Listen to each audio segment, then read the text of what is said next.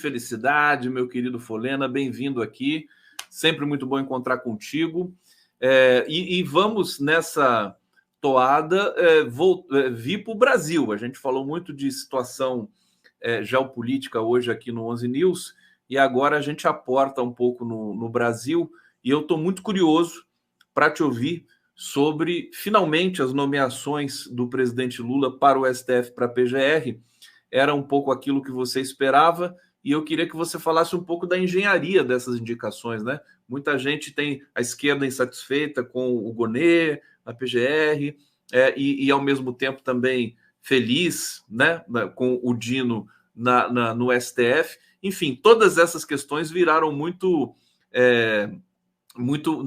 entraram naquele eixo do espetáculo, né, da notícia, mas eu queria ouvir de você uma análise aí mais técnica sobre essas duas questões aí. Tudo bom, querido?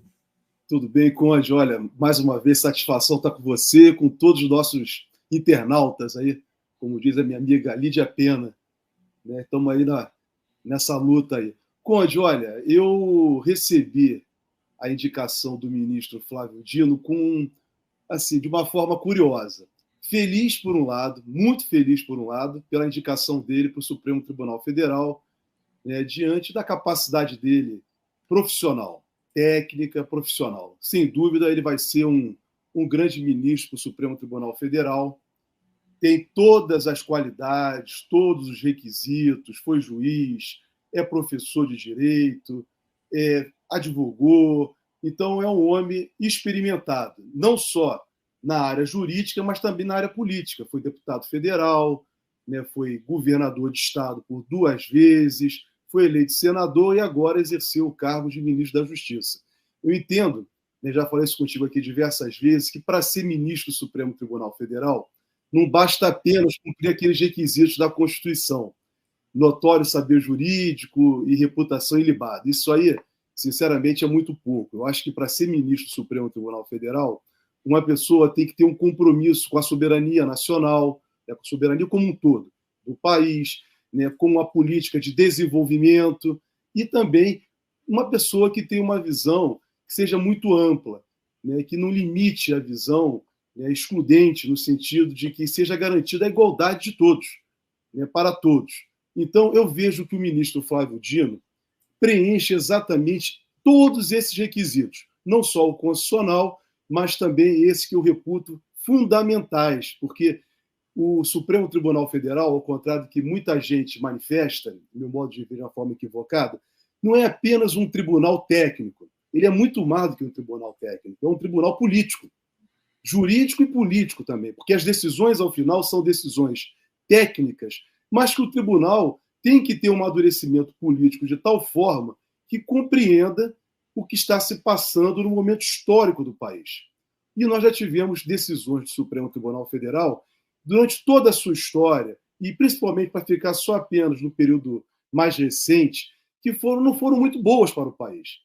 Quero lembrar, por exemplo, o que aconteceu durante o impeachment da presidenta Dilma, em que o Supremo Tribunal Federal nada fez, se omitiu e, ao contrário, traçou toda uma linha, todo um roteiro para que a presidenta Dilma fosse impeachmentada. Tivemos a atuação, no caso da prisão do presidente Lula, aquele julgamento, a meu juízo, um julgamento que nós temos que lembrar o tempo inteiro daquele habeas corpus do presidente Lula, que foi no voto de Minerva, e vocês aí todos podem compreender o que eu estou falando. Não é um julgamento, era para ser um julgamento técnico, mas naquele momento optou-se politicamente para manter o presidente Lula preso. E pagamos uma conta pesadíssima para o país, que foram esses últimos 6 anos de atraso, antes do presidente Lula tentar agora recuperar. Pois não, Cunha? Não, só lembrando que o STF correu para o Lula agora, depois da crise aberta pelo Senado, né? Foram pedir ajuda. Não foi bom você tocar nesse ponto, que a nossa manifestação da semana passada foi exatamente tentando esclarecer o que de fato era essa PEC, a que eles estão chamando aí de PEC de limitação do Supremo. Não é limitação do Supremo, é uma PEC, a meu juízo, tecnicamente, tá? Eu entendo o aspecto político e também vou manifestar, mas é uma que tenta uma proposta de emenda à Constituição que tenta impedir abusos autoritários por parte de um poder. Não é de um poder, na verdade, de um juiz. Um juiz da Suprema Corte do Brasil pode paralisar, por exemplo, suspender um ato legislativo do Congresso Nacional, uma emenda à Constituição aprovada, uma decisão de um presidente da República. Então, quer dizer, não pode ser um juiz, tem que ser, a meu juízo, tem que ser o coletivo do tribunal. E eu também não vi, Conde, a meu modo de ver, eu não observei, tá, ao contrário do que muitos manifestaram e têm manifestado, uma inconstitucionalidade nesse projeto de lei, nessa proposta de emenda à Constituição. O que eu tenho salientado, Conde, com muita clareza, tentando colocar para as pessoas, que, na verdade, eu acho que a esquerda, o campo progressista, é que perdeu o bonde da história. Por que razão? Quem tinha que estar liderando a reforma do sistema de justiça no Brasil, que passa por todo o Poder Judiciário, pelo Ministério Público, pelas polícias, deveria ser a esquerda. Eu me lembro, Conde, que eu participei de diversos grupos nos últimos anos, exatamente, eu fui convidado para discutir um novo modelo de Poder Judiciário, um Poder Judiciário que pudesse ser democrático, que evitasse os erros e os equívocos cometidos durante, por exemplo, o Mensalão, durante a Lava Jato e também durante o impeachment da presidenta Dilma. Então, não é esse Poder Judiciário que nós queremos para o Brasil. Queremos um Poder Judiciário que, de fato acolham as pessoas, ouçam as pessoas e evite o abuso de poder. Um abuso de poder sistemático que nós temos visto, não só na primeira instância, na segunda instância e como também nos tribunais superiores. Essa é uma realidade, é uma justiça que, a meu ver, está de costas para a sociedade brasileira. Muito bem, quem tinha que liderar esse processo de mudança não era a extrema-direita, era a esquerda. E, a meu ver, a esquerda caiu no jogo da contra-informação que entra o ministro Flávio Dino, de certa forma. Porque, na verdade, vejam só, eu quero resgatar isso, Conde. Hoje, acho que são 42 dias que foi aprovado o relatório da CPMI do 8 de janeiro.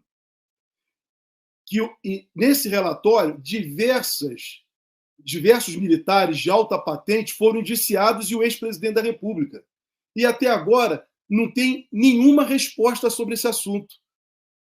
O que é mais grave, depois da aprovação desse relatório, que está caindo no esquecimento, por isso que eu quero toda semana contigo aqui lembrar desse relatório, foi decretada uma GLO. Essa GLO, Conde, exatamente é tudo aquilo que os militares queriam. Então, nesse universo todo que passa pelo Supremo Tribunal Federal, nós temos que tomar muito cuidado, porque também há informação e contra-informação. Daí eu chamar a atenção aqui do campo progressista, que quem tem que estar liderando o processo de reformulação do sistema de justiça é a esquerda, e não deixar isso para a extrema-direita, ou melhor, a extrema-direita capturou para ela esse discurso, quando nós é que deveríamos estar liderando esse processo. E a esquerda está aceitando. Exatamente, com passividade e fazendo o jogo da extrema-direita. E mais, o que é mais grave, trouxe para dentro de um embate entre o Congresso Nacional e o Supremo Tribunal Federal quem nada tinha a ver com isso, que era o governo do presidente Lula. O presidente Lula nada tinha a ver com isso, inclusive tentando interferir exatamente com relação ao ministro da Justiça, né, que ainda é ministro da Justiça, até ser nomeado ministro do Supremo Tribunal Federal, vai vir ser aprovado pelo Senado, o ministro Flávio Dino.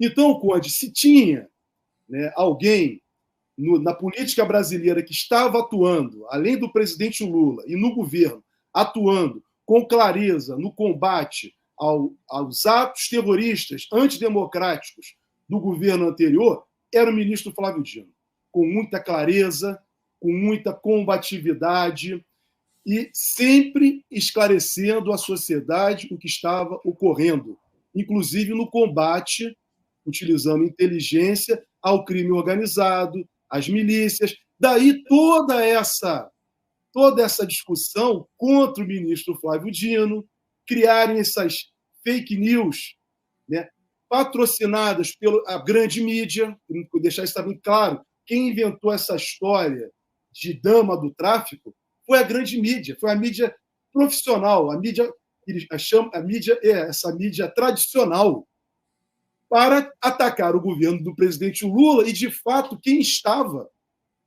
atuando no governo na linha de frente nesse enfrentamento contra os fascistas, contra o crime organizado, que era o ministro Flávio Dino. Então, por um lado, só para concluir esse ponto, desculpa, só dizer o seguinte, eu fiquei feliz com a indicação do ministro Flávio Dino pelas qualidades que ele tem. Porém, por outro lado, eu, como cidadão brasileiro, fico triste, porque o ministro Flávio Dino é um político, um homem relativamente jovem, me parece com 55 anos de idade, com uma trajetória grande na política brasileira, que agora vai para o Supremo Tribunal Federal, mas não vai ocupar mais aquele cargo político que ele estava e se apresentando para a sociedade, inclusive, como uma opção futura ao presidente Lula. Tem outros nomes, mas o Flávio Dino era mais um do campo progressista, que agora, como vai assumir o cargo de juiz, não vai poder mais ter posições políticas, vai ter que ter a posição mais... Ele pode depois sair do STF. Pode. Aliás, é uma questão que ele disse que não vai comentar agora, com razão, evidentemente. Agora, isso coloca um novo cenário, né? Eu acho que a nomeação do Dino, e daqui a pouco a gente fala do Gonê, a nomeação do Dino instala um novo cenário. Primeiro, eu quero dar um dado para você comentar na sequência aqui conosco, que é o seguinte: a votação da PEC, né, que supostamente limita ali os poderes do STF no Senado, com o voto do Jacques Wagner, que provocou tanta incômodo aí na esquerda, no PT e tudo mais, me parece que foi uma espécie de gatilho para que o Lula acelerasse as duas indicações casadas, né? Dino e Gonê, Gonê e Dino, sendo que esses dois foram indicados, né, foram recomendados pelo Gilmar Mendes e pelo Alexandre de Moraes, o que é público e notório. A pergunta que eu quero te fazer, primeiro, se você concorda que essa PEC, né, acelerou esse processo de decisão do Lula, e segundo, se você está percebendo uma mudança na concepção de governança do presidente Lula, porque me parece, colocando o Dino no STF, ele vai ter ali Dino, Gilmar e Alexandre de Moraes numa espécie de trinca garantidora da democracia. Tem alguém me ligando aqui. Eu vou ter que... Deixa eu ver aqui. Que eu estou ao vivo aqui, não posso atender o telefone. Eu até me perdi aqui. Mas, enfim, essa questão que eu faço para você. Um novo patamar, né? O Lula preocupado com a questão da democracia ainda e que vai trazer o STF mais para perto dele. Eu estou lendo um pouco assim essa situação. Queria te ouvir sobre isso. O Conde, olha, eu acho que o presidente Lula não deve ter essa preocupação. Até vou dizer para você com sinceridade, muitos podem até achar, mas isso é uma visão ingênua sua, Folha. Não é isso. O presidente Lula tem que se preocupar com o governo. Tem muita coisa para ele fazer no governo. O Supremo Tribunal Federal é um poder independente, como com o Senado também, compondo o Congresso Nacional, congregando o Parlamento Brasileiro, também um poder independente. Aí que vem um problema, Conde. Quando essa discussão, que foi sido apresentada pelo Senado, de uma reforma do Judiciário, que não é do Supremo Tribunal Federal, é de todo o Judiciário, e agora tem uma outra proposta que também é de limitação do mandato, estabelecer um prazo de mandato para os ministros do Supremo, de fato, isso causa um enfraquecimento, de certa forma, por parte dos ministros do Supremo Tribunal Federal. Eles se sentem incomodados. Mas essa posição dos ministros, Conde, é uma visão, a meu juízo, corporativa. Eles estão mais preocupados, né, da maneira deles, com os interesses deles, limitação de mandato, o não ter decisão liminar. O que eu ouvi do Gilmar Mendes, por exemplo, de que não, isso é só o início do que poderá acontecer para enfraquecer o Supremo Tribunal Federal. Olha, Conde, eu sinceramente tenho dúvidas com relação a isso. Pode até ser o que ele falou. Porém, eu não vi o Supremo Tribunal Federal, e falo com muita sinceridade, Eu não vi o Supremo Tribunal Federal preocupado quando o Congresso Nacional, no governo anterior, nos governos anteriores, fez reforma trabalhista, fez reforma previdenciária, que, a meu juízo, são inconstitucionais, porque violam a cláusula pétrea da existência digna. Eu não vi os ministros do Supremo preocupados com a classe trabalhadora. Agora, eles estão preocupados com eles, que vai estabelecer mandato de 10 anos, 12 anos, 15 anos. Ou seja, essa discussão, a meu modo de ver, não deve envolver o governo. O governo tem que cuidar do que é o governo, governar o país, dar cumprimento às leis estabelecidas pelo parlamento, às políticas públicas que o governo pode tomar iniciativa. Não, ao meu juízo, o governo não deveria entrar nessa disputa entre Senado e Supremo Tribunal Federal. E eu também não acho que o ministro Flávio Dino, indo para o Supremo Tribunal Federal, não dá para fazer esse tipo de análise, que vai haver uma aliança. Esse tipo de... É algo que as pessoas ficam imaginando, conspirações. Não é assim que funciona, Conde. O ministro Gilmar Mendes, por exemplo, que hoje é um grande defensor da democracia, foi ele que abriu lá atrás o precedente para o que nós estamos passando hoje, quando ele era presidente do Tribunal Superior Eleitoral e o Aécio Neves perdeu, e numa pirraça de moleque, foi questionar a vitória da presidenta Dilma no Tribunal Superior Eleitoral. Quem era o presidente do tribunal naquela época? Gilmar Mendes. Então, Conde, diversos julgamentos que o Gilmar Mendes fez no Supremo Tribunal Federal, com todo respeito a ele e a posição que ele tem tido recentemente no passado, não foram posições tão democráticas e tão avançadas no sentido de defender a soberania do país, defender, volto a dizer, os trabalhadores como o conjunto dos trabalhadores como um todo. Então, Conde, eu espero, e assim tenho visto, que ele tem mudado, ele tem avançado.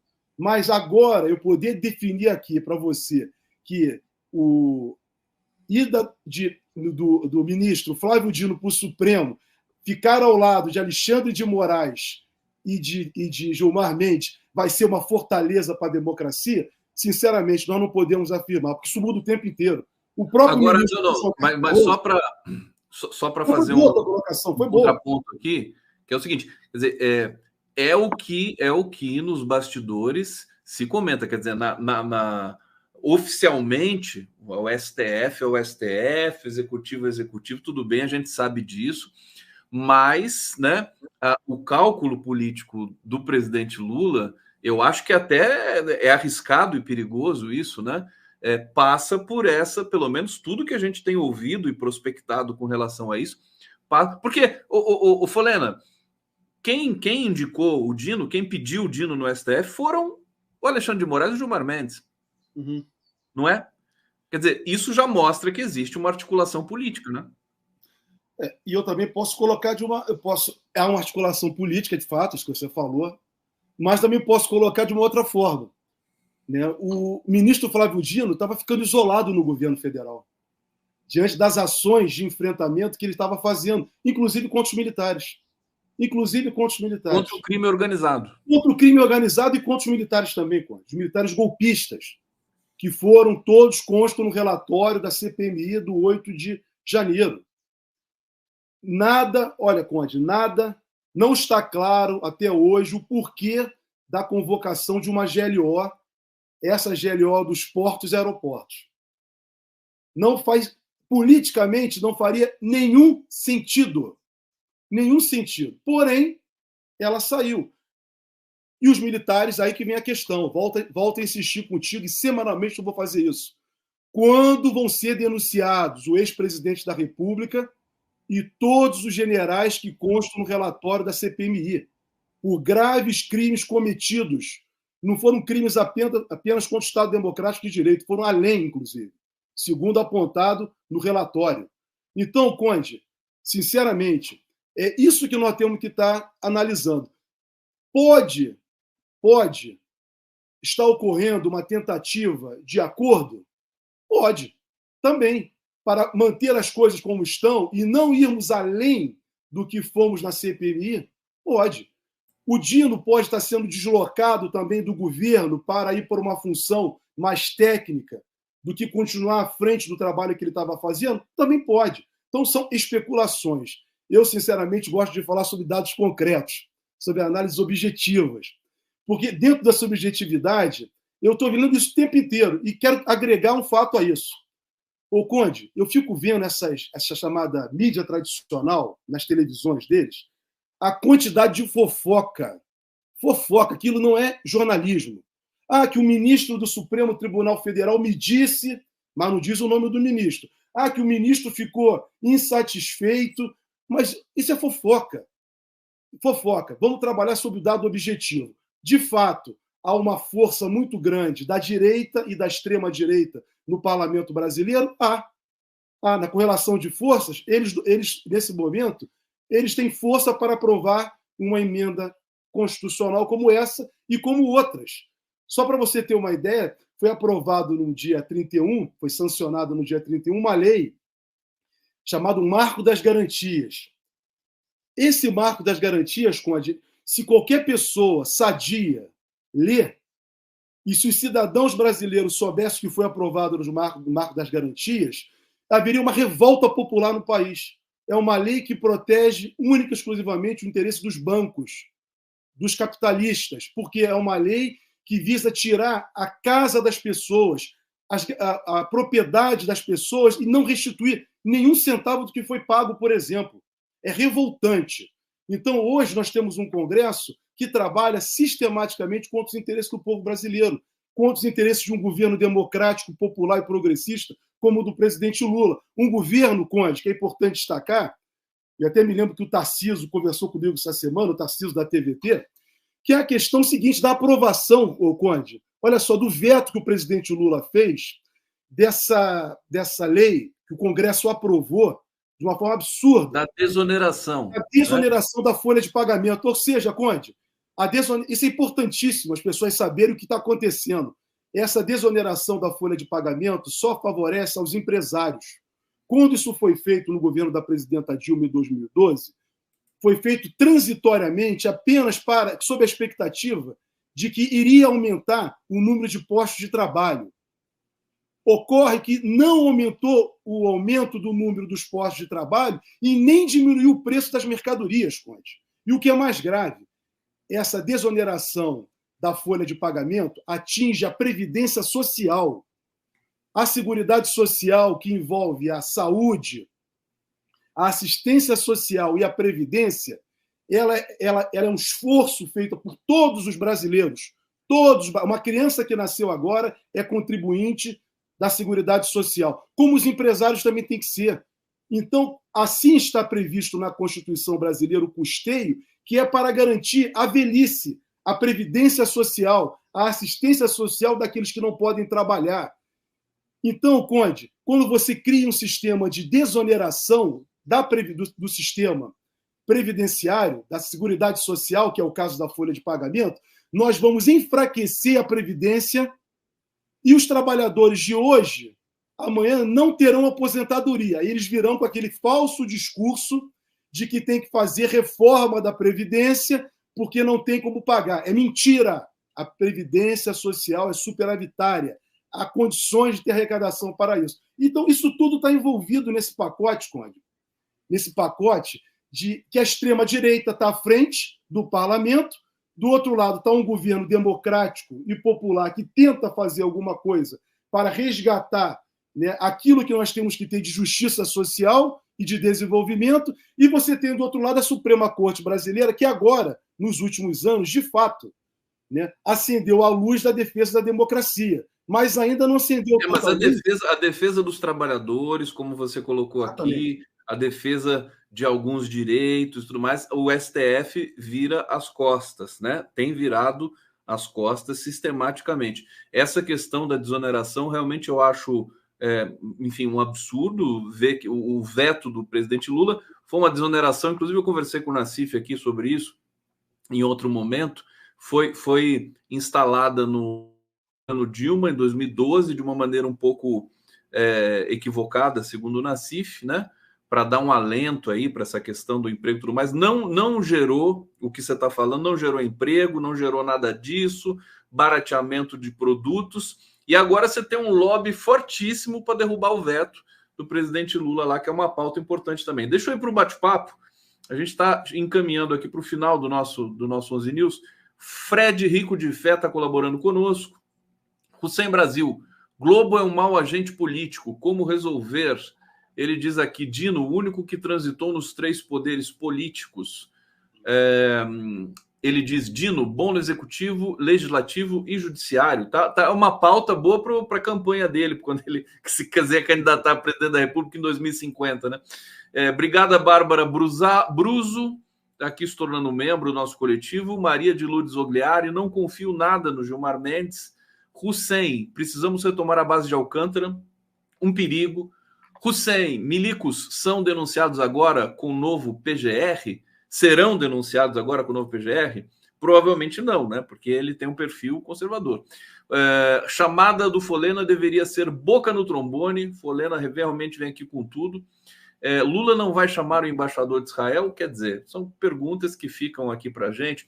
Ô, Folena, a gente falou de várias questões que estão intercaladas ali na questão da produção dessa governança, das mudanças, dos traumas que o Brasil sofreu.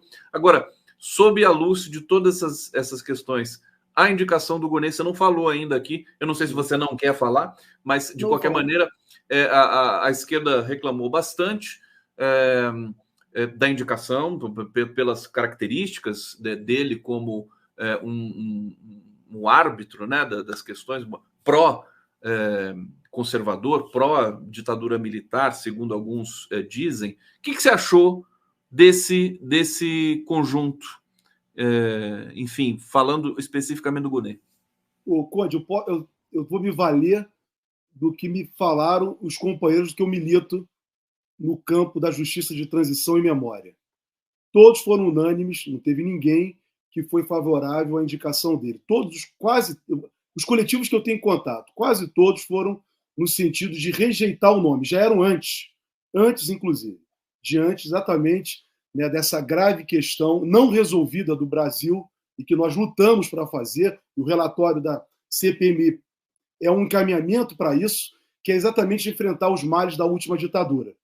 São feridas abertas no país e que gerou o bolsonarismo que está aí ativo e que nós não podemos deixar esse bolsonarismo avançar. Volto toda semana, eu vou falar isso contigo também. Então, os coletivos de direitos humanos têm se posicionado exatamente contra a indicação do nome desse procurador que foi indicado.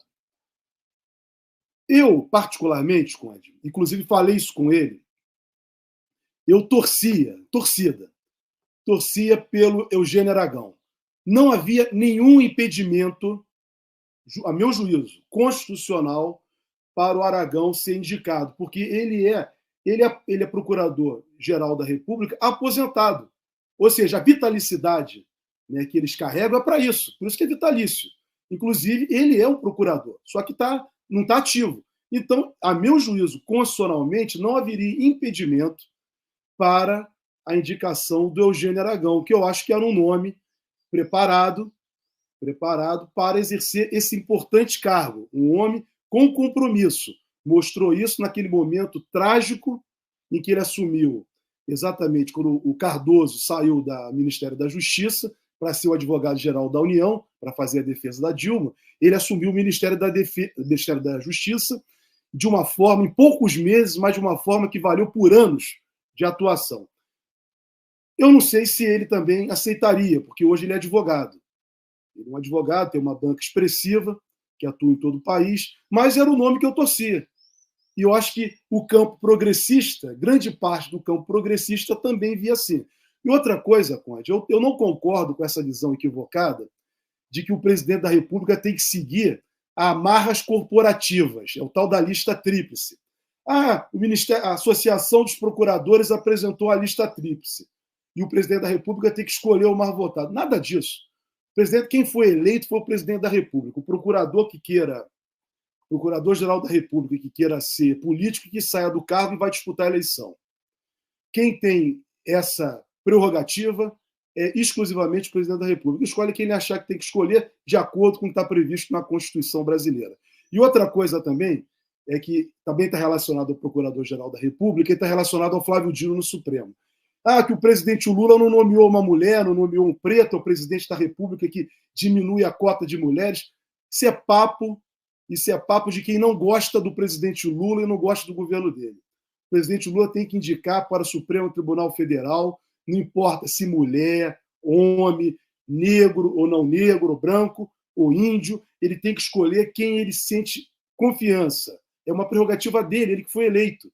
E o nome vai ser referendado ou não pelo Senado da República. Então, essa história, essa grita que hoje nós estamos vendo aí nas televisões corporativas, nessa grande mídia, é uma vergonha, porque eles nunca, nos governos autoritários, no governo de Bolsonaro, eles nunca falaram isso, ficaram caladinhos, com medo. Nos governos anteriores ao presidente Lula, do Fernando Henrique, também nunca falaram isso. Nem nos governos anteriores a Fernando Henrique. Porque só o presidente Lula que tem que fazer isso. É a pergunta. Isso não vai tornar o presidente Lula misógino, não vai tornar um homem racista, ao contrário. Vai continuar o presidente Lula mantendo aquilo que ele é.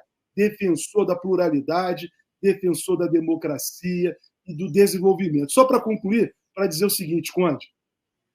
Veja, essa desoneração da Folha não gerou nenhum emprego. Tirou-se lá, reduziu o pagamento de tributos por parte dos empresários, não gerou nenhum emprego. O que está gerando emprego é o que o presidente Lula está fazendo agora, no seu governo. Isso que está gerando emprego, levar desenvolvimento, fazer circular o dinheiro, botar o dinheiro no meio do povo.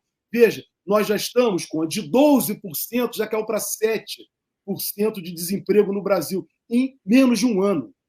Em menos de um ano. Então, Conde, é isso que vai gerar emprego. O que vai gerar emprego são políticas de desenvolvimento e que leve com que o trabalhador tenha esperança, capacidade de consumo e o país se desenvolver como um todo. Então, Conde, é isso que vai levar exatamente, né, o país sair desse atoleiro em que ele ficou lá atrás, com o Bolsonaro, com o Temer, e que essa grande mídia, que parte do poder expressiva do Poder Judiciário, do Ministério Público e da Polícia, colaboraram que o país estivesse nesse quadro. Jorge Folena no 11 News, eu quero destacar aqui uma coisa muito importante que ele falou, que é a esquerda permitir que a extrema-direita paute as reivindicações para a questão do nosso universo do direito, no universo jurídico. Eu lembrei aqui do slogan da ABJD, a justiça que queremos, né? A justiça que queremos, nós precisamos, né, fazer essa pressão também no Congresso Nacional. A gente está encerrando aqui o 11 News. Eu quero agradecer a todo mundo que nos acompanhou aqui nessa jornada. Estaremos amanhã de volta, pontualmente às 11 horas. Obrigado a todos. Obrigado, Jorge Folena. Sempre muito bom te ouvir